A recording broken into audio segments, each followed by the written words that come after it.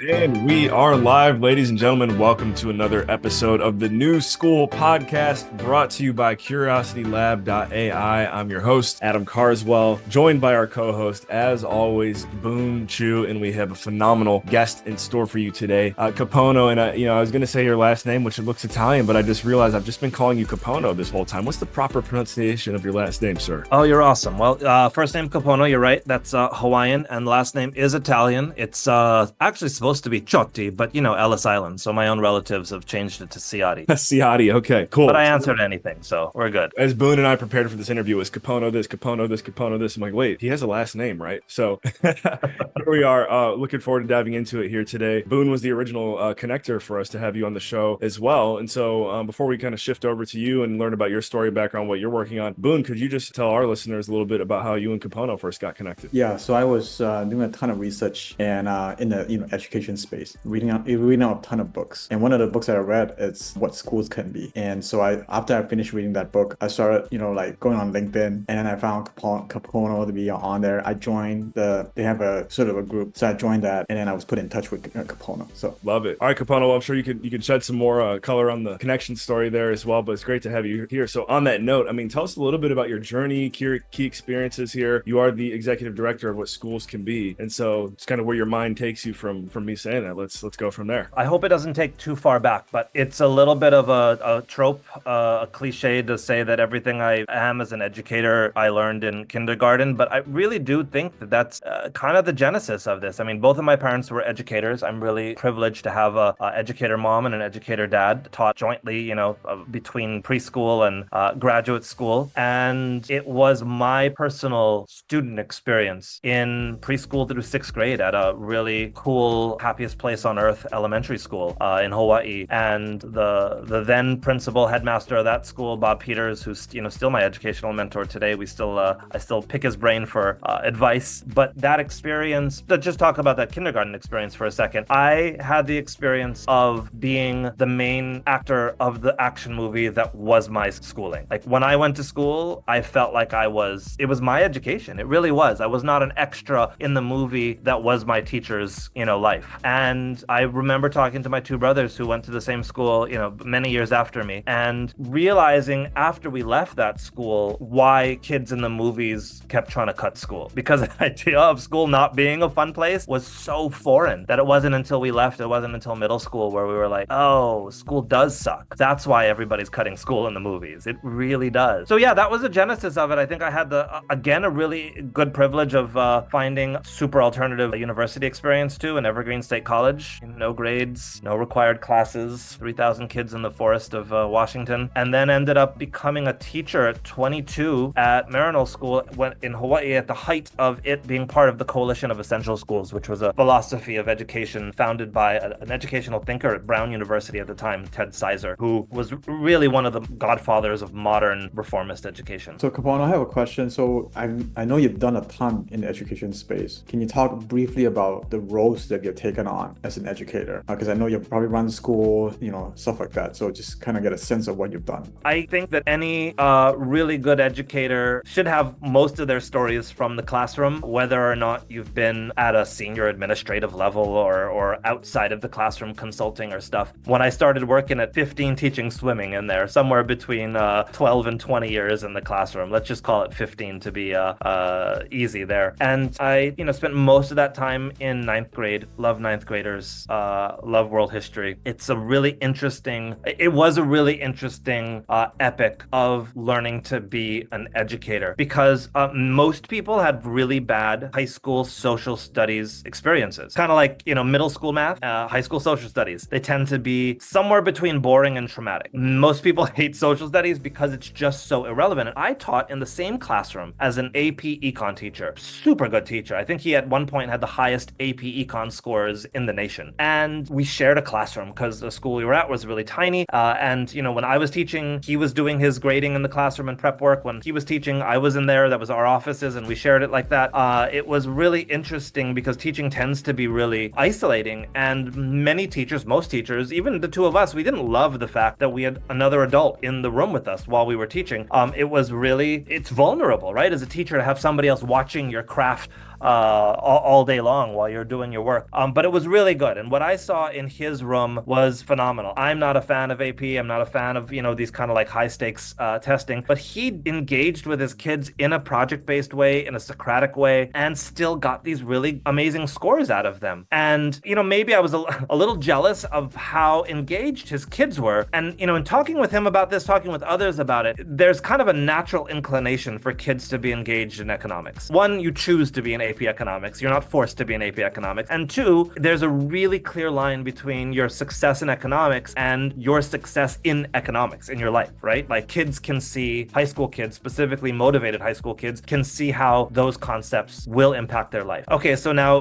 go back a few stages to ninth grade world history. Like literally, you can be rich, you could be famous, you could be a saint, you could be Mother Teresa and not know most of what is covered in ninth grade world history. There is truth in the irrelevance of a lot of that, but there is also a lot of relevance. So as a teacher for those first, 15 years in the classroom, I needed to spend so much of my brain power. I dedicated myself to spend so much of my brain power trying to figure out what was relevant about that. Why should I be investing or wasting kids' time in learning world history, right? Because it was a huge chunk of their life. And why was it important to them? And it's kind of when I really embraced a lot of what, Ted Sizer was talking about of the relevance and application of education. If kids aren't the main character of their education, like in the Landscape Model of Learning book that co-author Jennifer Klein and I just published in 2022, we talk about protagonism, students as the main actor of their education. I needed to figure out ways for students to be the main actor of their education, and I needed to figure out ways for them to authentically explore ideas, not just world history, whatever ideas it was, and apply it in their current world and their future world in ways that made sense to them. I wanted to spend time there because I think that it's that formative time of being in the classroom that makes or breaks you as an educator. No teacher wants to have a consultant come into their classroom or school who hasn't taught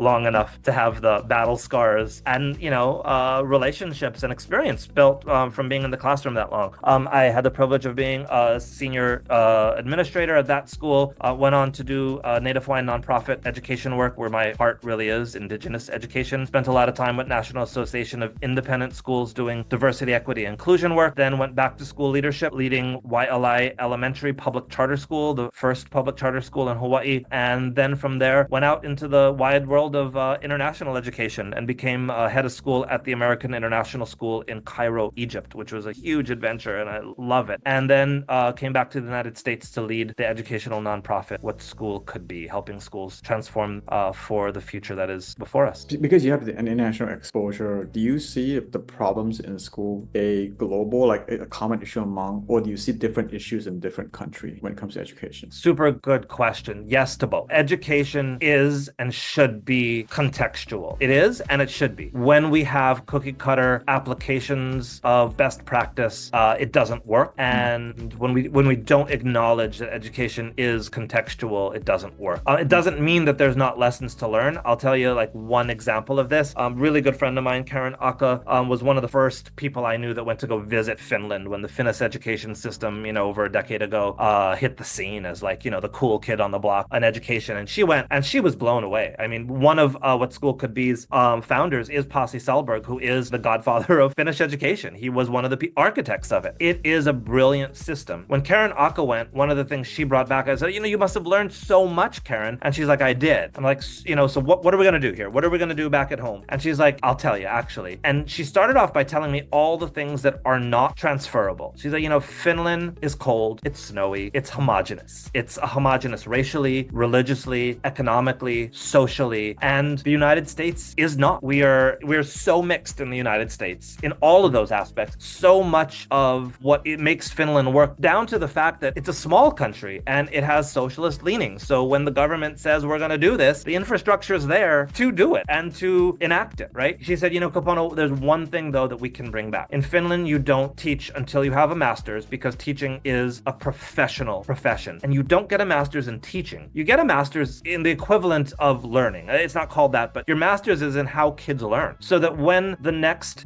flavor of the day, when the next big initiative comes out, you as a professional educator understand why it might work and why it might not work with your kid in your setting. Your principal goes to an amazing, I'm at a conference right now here in Seattle. I'm going to be facilitating. Maybe somebody in my session says, man, Kapono, what you were sharing about What School Could Be, about your book, Landscape Model of Learning, I love it. I'm going to bring it back. There are tons of elements, most elements of both what school could be and landscape model of learning will work in every school. And as an educator, I need to understand how to bring it back, why it works, and how I make it work with my kids. Otherwise, we as educators are just factory line workers, creating widgets on a factory line rather than being professionals in practice like doctors and lawyers and engineers, which I firmly believe we are. But it starts with that idea of if we understand how students learn, we can understand how shareable instructional practices can be and should be applied in different settings. Schools should look different in the Bronx than it does in the same state in rural upstate New York than it does in Kentucky, than it does in Hawaii, than it does in Cairo, Egypt. Yet kids are kids. And I think to answer the other side of that question, the challenges that face education are right now global. Educators do not understand how irrelevant school is already. Boone, you and I have talked several times. The skill set that you personally have, that you bring to the world, is not a skill set that K-12 school is training kids for today. And it is the skill set, the entrepreneurial mindset, the I will find the problem finder, solution finder, matcher of problem and solution, networker of humans, and critical creative thinker in a way that brings about something in the world that did not exist before. School today is still replicating the knowledge base and skill base of the 1950s, unfortunately. So I'll end that question by saying I think, unfortunately, school is the problem. You make an amazing point there, Kapono. I never even thought about it in this context before, about how replicatable it is across multiple, just even different states in the U.S. For example, you go to a McDonald's in New York City, you go to McDonald's in Hawaii, you're probably getting the same thing. Maybe you're getting a Big Mac with pineapple, or I don't know. That's obviously the Hawaiian stereotype. I don't know if it's actually like, they haven't been there yet, but so that's like, okay, Hawaii state history versus New York state history, but everything else is replicatable. You want the real, authentic, good for you solution. And I'm not here to say burgers are the good for you solution, but you go to the Burger Shack across the street from Boone, where he's at, or the Burger Shack in Hawaii. That's when you're getting the real, something that's probably good for you, something that's different, something that's unique to that learning experience. So as soon as you said replicatable, I'm like, it's like schools are like McDonald's. Almost. We don't want that, right? I just watched an Anthony Bourdain episode. He went to Naples, Italy, and then came back to New York. And he was interviewing two chefs in New York who were cooking their version of Italian food, and it wasn't Italian food. It wasn't food that would have been served in Italy. And their point was the essence of Italian food is being locally sourced. The essence of Italian food is, your grandma cooking in the kitchen what is available today with these flavor profiles and to gather family around. And so what's more Italian than cooking what is supposed to be cooked where you are? And I would say that, like, what is more replicable than being contextual? It seems to me that, by having to go contextual, some of the elements that you mentioned about education, in order to achieve that, it automatically makes it less scalable. Because I think one of the issues that we have right now with school is that in order to make it scale, that's why we have standard testing and all that stuff. We're trying to do the same thing, replicate the same thing all over. But by doing the things that you mentioned that would make education effective, would actually mean that the execution would have to be less scalable. Do you think that's the case? That in order to have a good way to execute education, because we have to be contextual, that means that it would be less scalable as a result? I imagine education, a table, a 3-columned chart or table, with the middle column being curriculum, instruction, assessment, everything that you could visually see if you entered a school building, everything that a school administrator, a consultant would work on in a school. Which math curriculum are you choosing? Which instructional strategies or pedagogies? Are you a project-based learning school? Are you doing Singapore math? Are you doing Common Core math? Whatever that is, right? That middle stuff, and the assessments. I think that we too often go straight there to school solutions. What's our curriculum? What instructional strategies are we using? How are we going to assess it? I really like, and I think it's imperative, that we start on the 2 outside columns. I would say the far left column, if we're going left to right, in a left to right reading society, the far left column in my mind would be pedagogy. How do we believe students learn best? I think that there's a learning science there. There is best practice. There's what research tells us. I think from ancient days to future thinking, there are trends there. People learn best when they're in powerful community, whatever that means to you and your community. People learn best when learning something and they apply it. People learn best when there's eustress, good stress, when they're not in de-stress and they're not super laid back. There's a little push there, right? There's all these different things that we know how people learn best that you can see across cultures, across times. And then there's, new research there. So I think as learning organizations, we need to define that. I think on the far right-hand column, I would put in the far right-hand column, learning outcomes. And I think that there's some things that are just there, like raising good human beings. I think there's also things there that are era-based. One of our major assets at what school could be the film Most Likely to Succeed. If you haven't seen it, check it out. It's a wonderful film. It starts off with a little history of how school, as we know it, grade levels and disciplines became as they are. Horace Mann, American, went to Prussia to see what the Prussians were doing after the Prussians lost the war. Prussians were the first to do this, like, kids grouped by age group and then shuffling through hallways to different disciplines. Before that, school was somewhere between the one-room schoolhouse in a rural setting where kids got together with a school mom, usually, who taught multi-age kids the basics. Or if you were really rich, maybe you had a governess who tutored your kids. Or maybe you were in ancient Greece and the tutoring looked like you got to hang out with Socrates. And the only other version of education was to be prepared for your parents' or your caste's vocation. And those were how you were educated. Horace Mann saw what was going on in Prussia, which was preparing kids for the army because the Prussians had just lost the war. And they didn't want to be embarrassed, so they wanted a standard minimal level of education. He brought that back. 10 American industrialists were like, we need to do this. So they got together with college university heads and they created the grade levels and disciplines that we know it. This is not a long-standing tradition of education. It's 130-something years that we've been doing disciplines and grade levels. Before that, that wasn't how we did that middle part of school. And when that was organized, we were in the Industrial Revolution. The output of education, this third column, was a minimal level of literacy, a minimal level of numeracy, and a minimal level of skills that made you either strong in Prussia in the military or strong in the United States in a steel factory. So we really built school to power the military-industrial complex with low-level workers. We never changed that structure when we went from a labor economy to a knowledge economy. And we kept the same labor-based structure when we moved from a knowledge economy to a data economy. And now we're like transcending this data economy into whatever, AI machine learning is gonna create this new economy there that, you two probably could share a lot more about than I could. We're probably 4 eras in and the same model there. Yeah, you're going the direction. I know Boone and I shared we wanted to talk with you briefly here. And before we hit record today too, he's like, Adam, I think we're going to need to do like a part 2, 3, 4, 5, 6, 7, 8 interview with Kapono because this is just too good. But for the sake of today's show, I do want to just get your take on the overlap between education and AI and what you guys are doing, because I just know personally I've learned so much through Boone working with him already, and I'm sure you're seeing a lot in that landscape as well. I think AI is amazing. It is 3 things. It's happening. 2, there's tons of potential. It can make what we now call school a lot more efficient, take less time, be more personalized. And in the hands of who it is in the hands of now, big publishers and software companies, it is poised to deprofessionalize teaching. I think teachers specifically should be on high alert and parents should be on high alert. Not in fear of AI, because 1, like I said, it is happening. No one's going to stop it from happening. 2, the potential benefits are humongous and powerful, yet it needs to be deployed correctly. I sat through recently a demo of one software company it's a gradebook company. So it has gradebook on one side, it has the standards on the other side. They've bought, like software companies do, everything. They've bought the admissions platform, the business office platform, the attendance platform, everything. Like, they bought all these small companies, they stitched them together, and they overlaid a large language model, an AI model on top of it. So as a teacher, I can say, I need a 1-month 7th grade science lesson. AI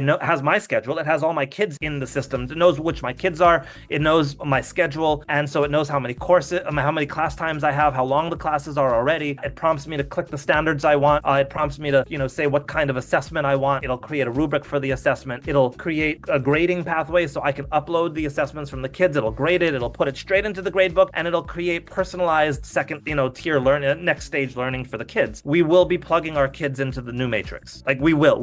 These things are being marketed now to superintendents, some of them that are superintendents, heads of school, departments of education, boards of education. Some of them are forward thinking. Some of them believe in the hope of education. Some of them are balanced in leading and managing. Others are resigned to a mediocre system. Others of them are so bogged down in politics and holding back the mass mobs in their board of education meetings. Others of them have never been exposed to the vision of what's possible. Others of them are spending spending 90% of their time trying to fill open teaching positions and figure out the bus schedules, that they can't really leverage the tools coming in. Some people will have a vision for the place of AI, will have it suck up the monotony of, what could be a terrible school day, make it smaller, and leave room for what's possible. And others will let it take over the day, and your kids will be plugged in to the new matrix. What school could be, we have a really fun, simple, like BuzzFeed-like Harry Potter quiz, like what Harry Potter house are you?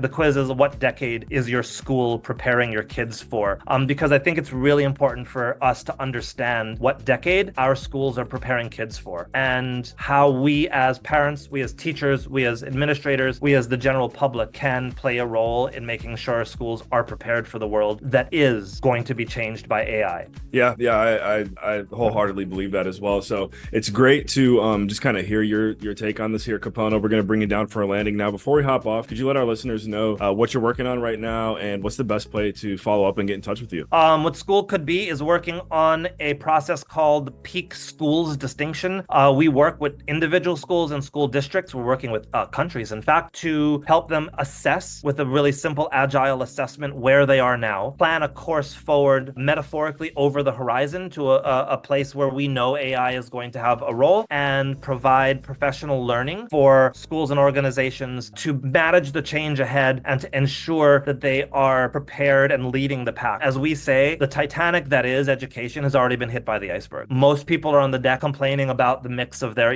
cranberry to vodka mixture, or their little deck chairs wobbly, and they don't even know that the ship is sinking. For those people out there who know that the ship has been hit, come join us on our speedboat. Flag us down. We'll come pull up alongside, take the What School Could Be assessment, and, you can connect with us, whatschoolcouldbe.org. My email is kapono@whatschoolcouldbe.org, and we are here to help your school or your district as an educational nonprofit partner navigate the change ahead. Check out the book, Landscape Model of Learning, published by Solution Tree on all the major platforms, and you can connect with me on all the social media platforms as well. Although I will tell you, since my 10-month-old daughter has been born, I have been on a social media free diet, so I might not respond quickly on social media. I think we're just scratching the tip of the iceberg here with Kapono. Boone, what do you think? We need like 10 episodes,